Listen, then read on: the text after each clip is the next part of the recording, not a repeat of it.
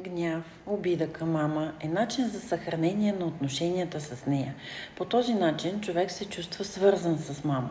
И понякога това е единствения начин, по който се чувства свързан. Гнева, например, е единствения начин, по който се чувства свързан. Той ме свързва с теб и той ме отделя от теб. И ако човек освободи гнева, нищо друго няма да го свързва с мама.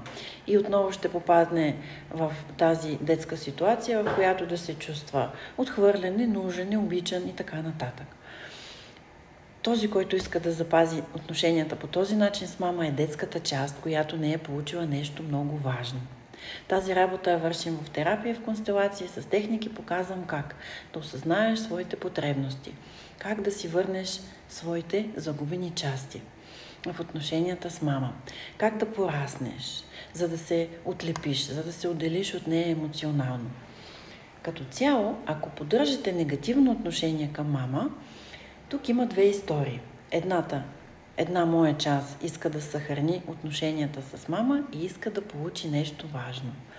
Възможно е това да е любов, възможно е да иска да бъде видяна, възможно е да иска да получи признание.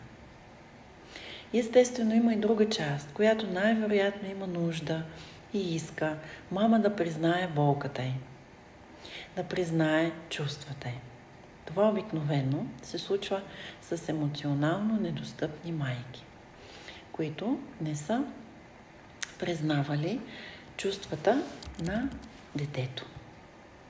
И има и още един аспект, който много често е замръзване.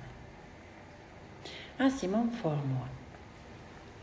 Нужно е да си дадете определено време, да посветите на мама известно време. Например, си казвате, разрешавам си 2 години.